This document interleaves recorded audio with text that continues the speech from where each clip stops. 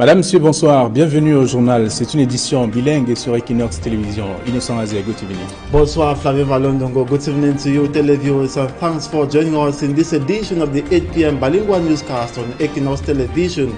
In this edition of the newscast, we'll tell you how continued gun battle in Boya subdivision of the Southwest region has paralyzed Boya Council activities this holiday.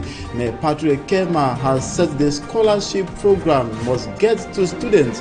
What that means, he moved from door to door and gets the plan realized. We equally tell you how Southwest elites have met in a conference in Boya and they carried out some declarations. Some of the key points, they said no to cessation, no to school boycotts, and called on governments to reinforce security and defense forces in the southwest region of Cameroon. And in sports, we tell you how Eden Sport of the Lekye and equally Longbleso Futuni have qualified for the semi-final of the Cameroon Cup. They are now joining Unisport of Bafang and Pande of Ndé to play the semi-finals. Vous l'avez dit, en politique, donc, le vote ne pourrait pas être secret. À Nangai Boko, nous sommes dans le département de la Haute-Sanaga, région du centre. C'est un bureau de vote, ne dispose pas d'isoloir. Le constat vient d'être fait par la vice-présidente du Conseil Élections Cameroun, qui est descendue sur le terrain, toucher du doigt les réalités que rencontre son personnel. Et puis, en sport, football, Coupe du Cameroun de football, donc, Eding FC, Lyon blessé de Futuni, rejoignent ici Unisport du Honkam et Panthère du Ndé en deuxième division, en demi-finale, pardon.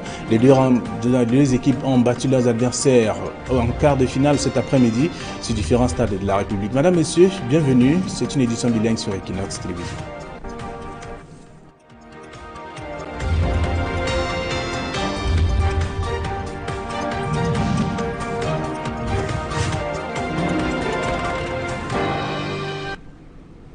Une fois encore, bonsoir. De la politique en ouverture de cette édition bilingue d'information. Le vote ne pourrait pas être secret à Nangai Boko, dans le département de la Haute-Sanaga, région du centre. Certains bureaux de vote dans cette partie du pays ne disposent pas d'isoloir. Le constat vient d'être fait par la vice-présidente du Conseil d'élections Cameroun au cours de la descente sur le terrain. Le reportage de Charlie Melingui et Aïe Cyril.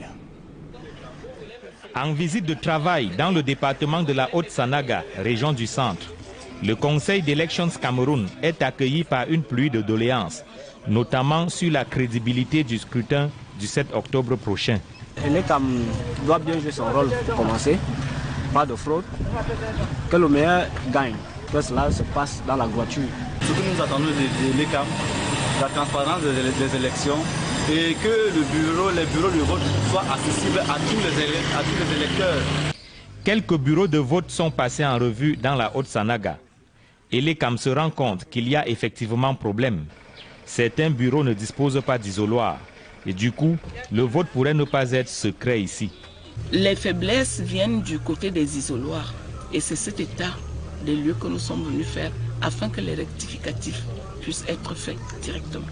Garantir le caractère secret du vote, c'est un défi à relever par Elections Cameroun, tout comme la maîtrise du code électoral par ses propres agents.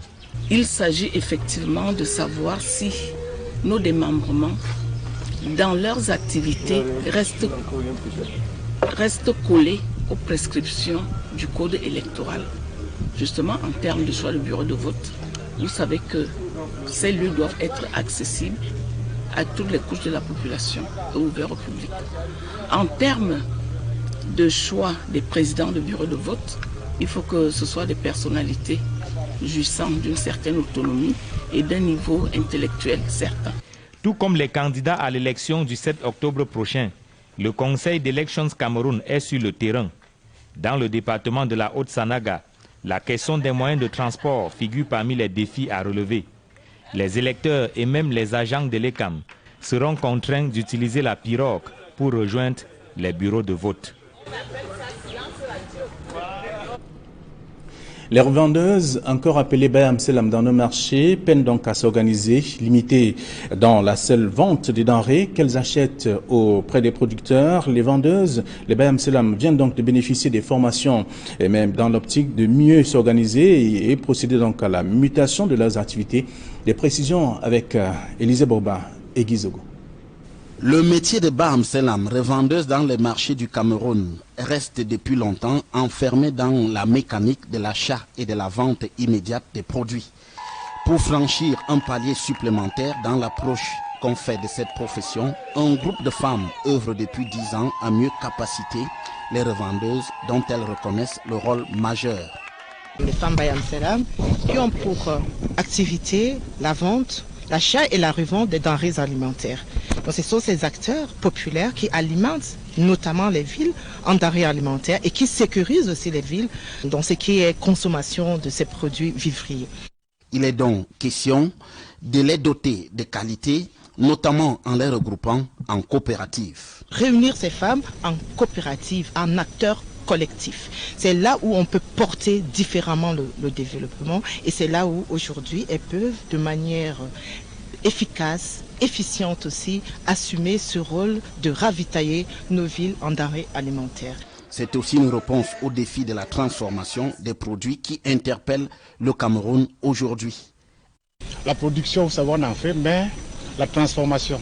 Parce qu'en fait, c'est le vrai problème que nous avons. Nous produisons beaucoup, on ne transforme pas, parce que nous n'arrivons pas à mieux conserver. Mais là, on est vraiment impressionnés.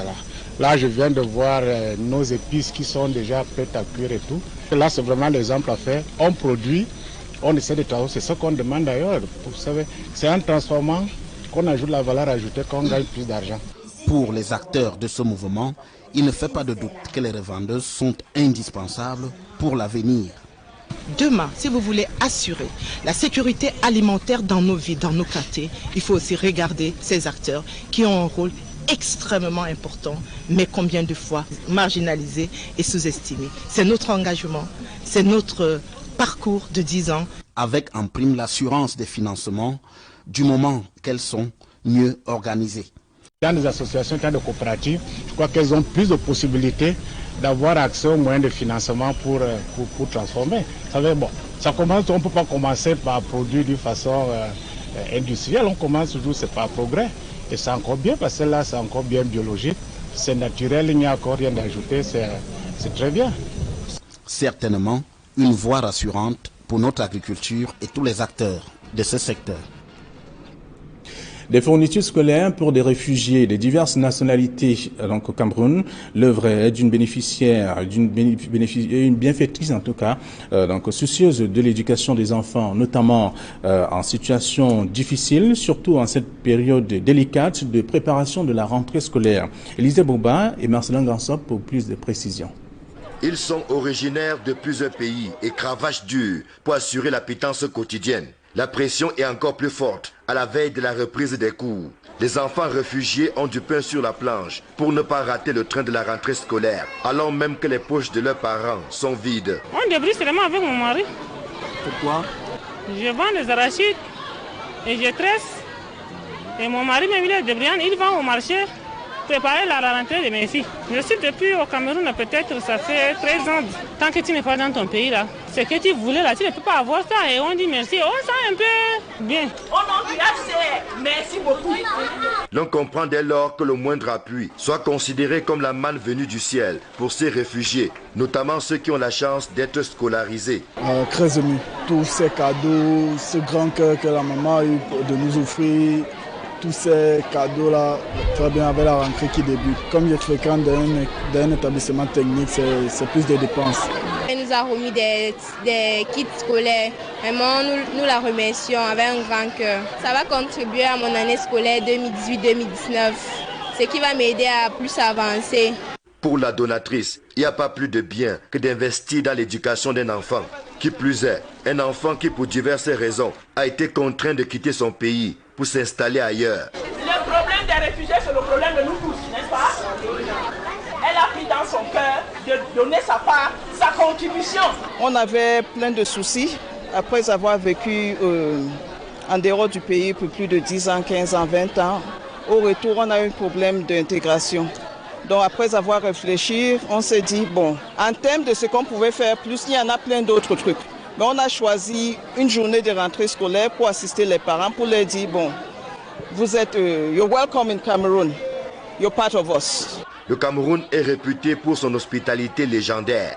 C'est une terre d'accueil pour des milliers de réfugiés qui essaient tant bien que mal de se refaire une vie loin du cauchemar vécu dans leurs pays respectifs. Nous vous invitons à présent à découvrir le nouveau visage de la ville de Nkonsamba, jadis troisième ville du Cameroun. À cette époque-là, c'était bien entendu la beauté, la gaieté même. Aujourd'hui, bâtiments vieillissants, ordures ménagères qui envahissent d'ailleurs la ville, l'insécurité galopante, l'exode massif des jeunes sont entre autres facteurs qui plombent le développement de cette localité. Nos guides s'appellent Cyril Djemba et Nadine Yambou. Autrefois pôle d'attraction des populations, la ville de Nkonsamba dans le département du Mungo n'est plus que l'ombre d'elle-même, mourant à petit feu.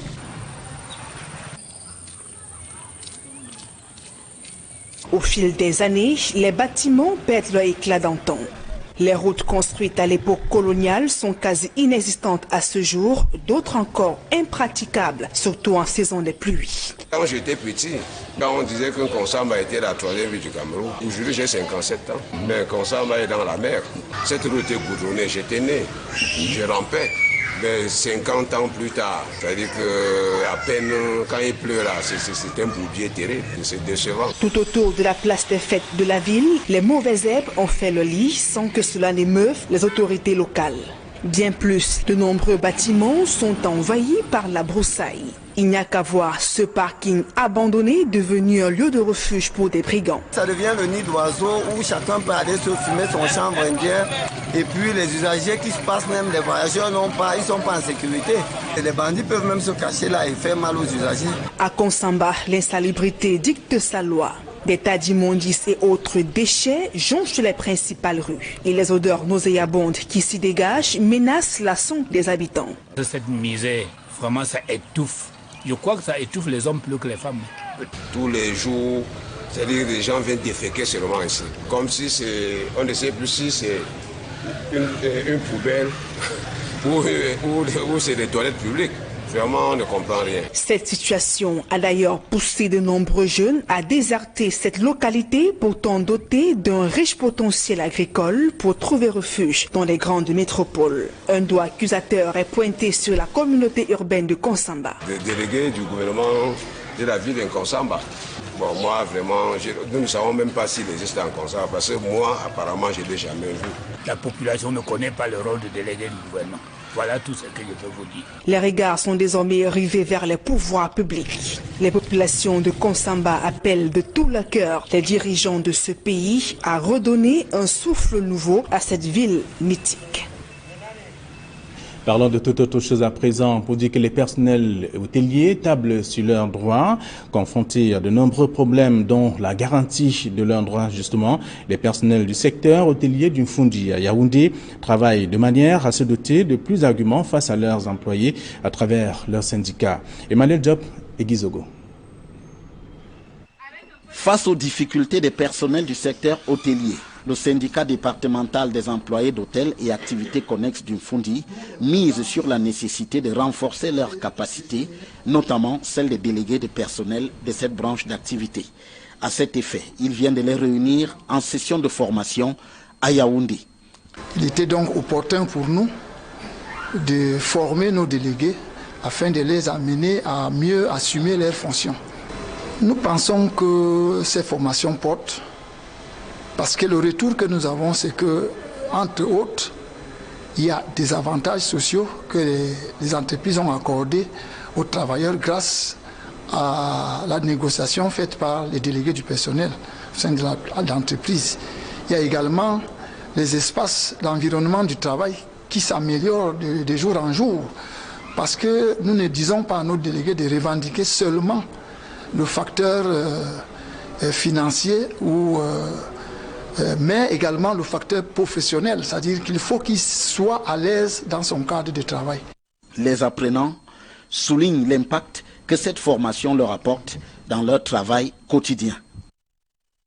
J'ai toujours pensé qu'être délégué du personnel, c'était aller, n'est-ce pas, à l'encontre des patrons, de nos dirigeants. Mais aujourd'hui, après, n'est-ce pas, moult formations, séminaires, je comprends que être délégué du personnel, c'est aller négocier des choses que demandent les collègues devant l'administration et non aller en guerre contre l'administration. Le but, c'est de pouvoir avoir des arguments solides pour pouvoir échanger entre le patron et les employés, parce que ce n'est pas une guerre, c'est un dialogue pour qu'à la fin, qu'on puisse avoir tous ensemble un résultat commun, accord. La vie au sein des entreprises n'est pas souvent facile et les employés subissent les abus des employeurs, raison pour laquelle moi personnellement j'ai décidé d'adhérer à un syndicat. D'abord pour connaître quels sont mes droits, quels sont mes devoirs et comment faire pouvoir garder aussi mon emploi, parce que quand vous ne connaissez pas vos droits, vos devoirs, l'employeur peut facilement vous écraser. Les professionnels du secteur hôtelier se comptent à près d'1 millier dans la capitale politique du Cameroun. C'est notamment sur eux que repose en partie la réussite des événements d'envergure tels que la présidentielle du 7 octobre prochain et surtout la Coupe d'Afrique des Nations de football 2019. Autant dire que le syndicat des hôteliers du Fundi prépare l'avenir avec Munici. Solidarité, à jamais solidarité, car l'union fait la force.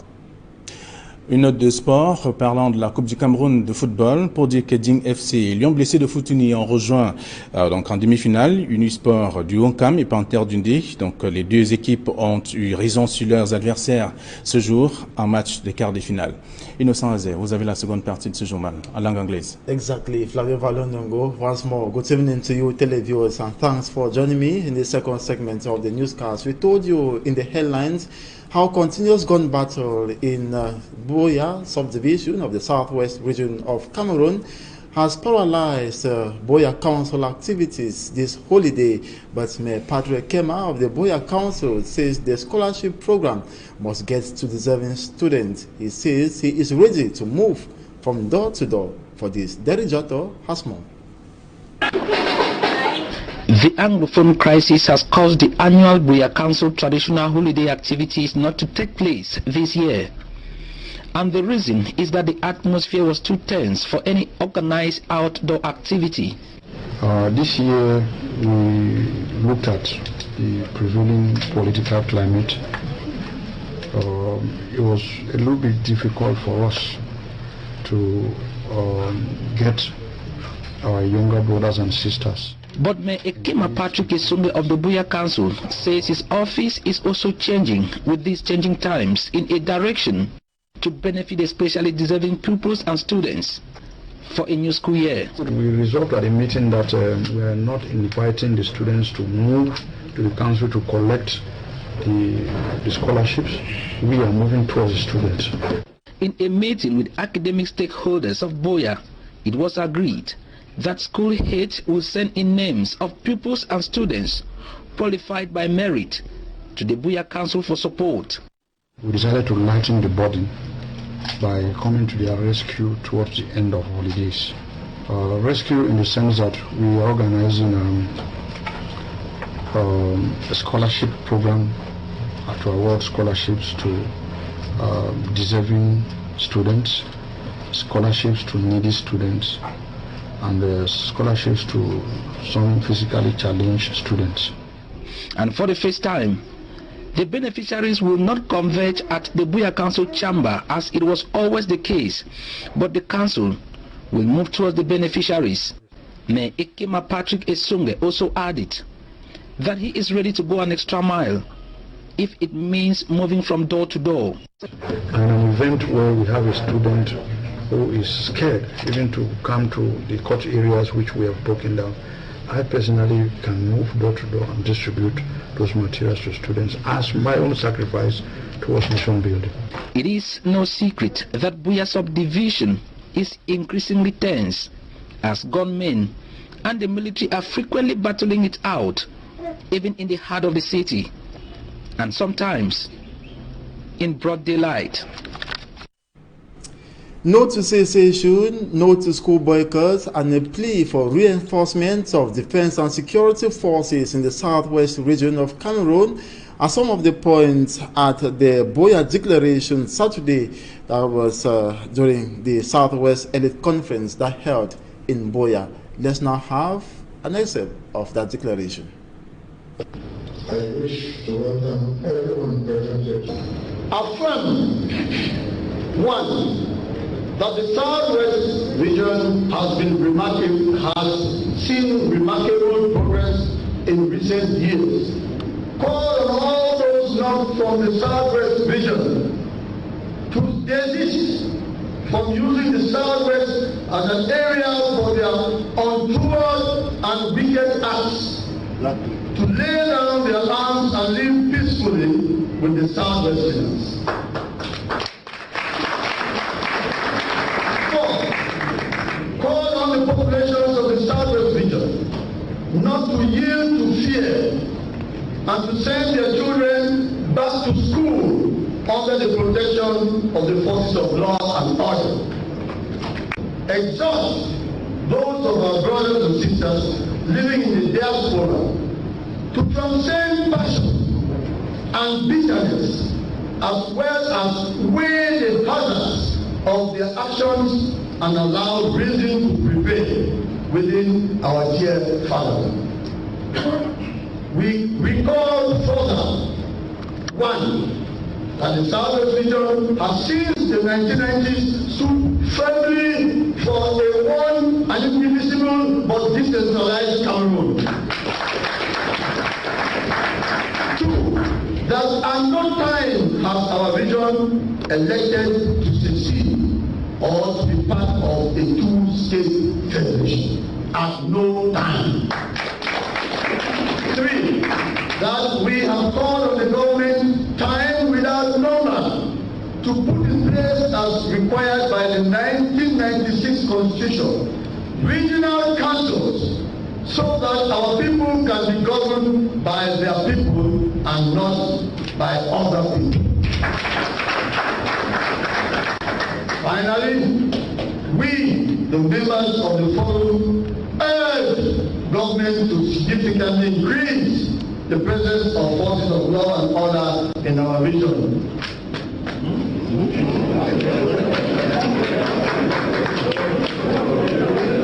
Let individuals start leaving the region in droves in the face of increasing insecurity. We appreciate the work of our valiant forces so far, but we encourage them to do more, particularly in the rural zones of our beloved region, to protect the lives and property of our people. Born in Buea, this 25th day of August, in the year of our Lord 2018, I beg to say. And we stay in the Southwest region to say the Southwest Civil Society Organization Network has made known its humanitarian program to grant humanitarian aid to internally displaced persons. It is planning to raise 2 billion francs CFA for this initiative. With increasing tension on the ground, how will this body realize its goals? Derek Giotto has more. The Southwest Civil Society Organization Network SWEXIN is stepping into the situation of the internally displaced persons in the Southwest region. Resolves to launch the SWEXIN Humanitarian Response Program for the humanitarian needs arising from the crisis that is affecting the Southwest region. In an extraordinary assembly timidly attended, fractured by the same crisis, these members are coming in to rescue its victims. Mr. Louis Kembi, president of SWEXIN, made public the relief aid program. It is estimated at 2 billion CFA francs to provide humanitarian assistance on the following areas: education, wash, nutrition, health, gender-based violence, food security, child protection, early recovery, economic empowerment and shelter, civic and personal documentation and non-food items. And its members have already mapped out strategies on how to raise the 2 billion. This Southwest Civil Society Organization Network, which is made up of many non-governmental organizations, might be taking this initiative as a body for its first time, but some non-governmental organizations that have tried before them will testify the resistance on the field, sometimes coming from the authorities. Though Swexin is apolitical, but it will not hurt if they note that the Social Democratic Front is still pointing accusing fingers at the Cameroon government for throwing political banana peelings on its way, frustrating the party's relief aid mission to Nigeria. And lastly, security on the field. Recently, gun battles between the Amazonian Defense Forces and the military forces are more intense, lasting longer and unannounced.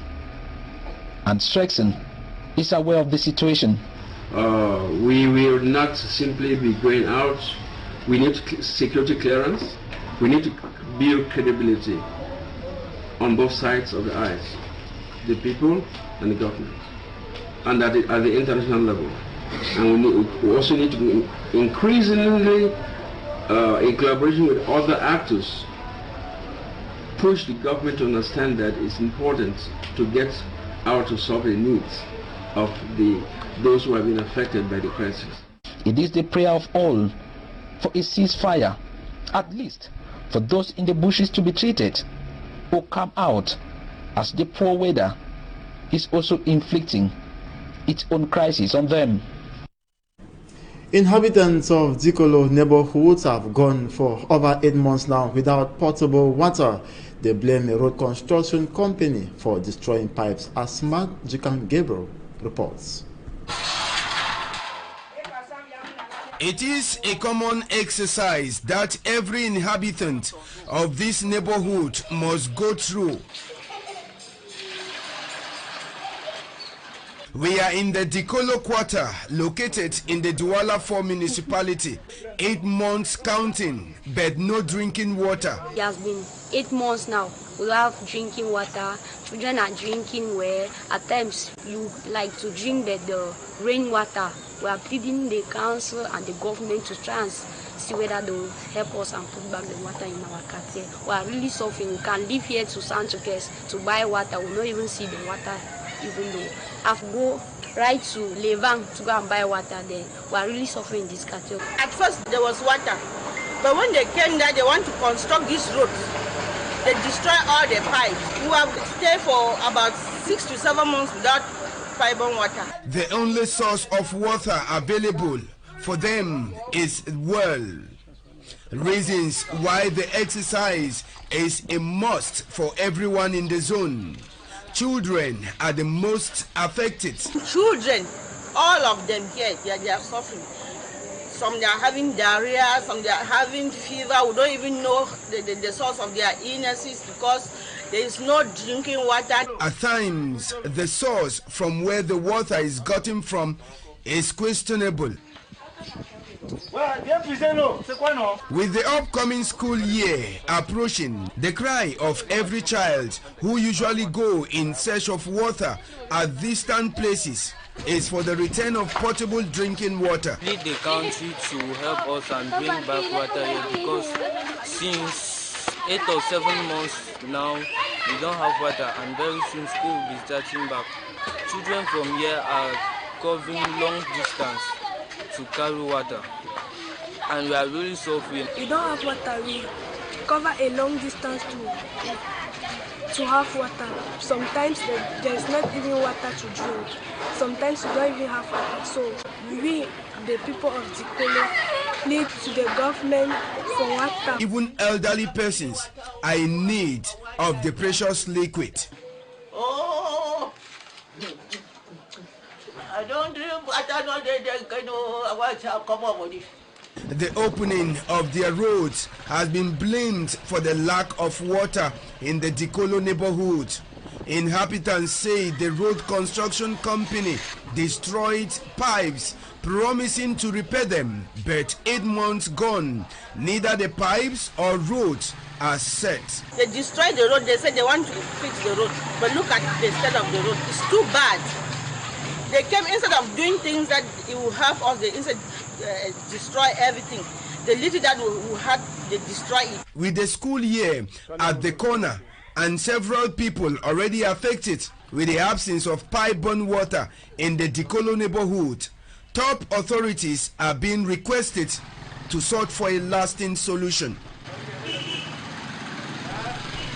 We now take a look at back to school for refugee children and their parents living in Cameroon. Preparing the children for back to school and putting food on the table is an uphill task. They are fleeing violence from their various countries to settle in Cameroon. Details with Babila Jonathan.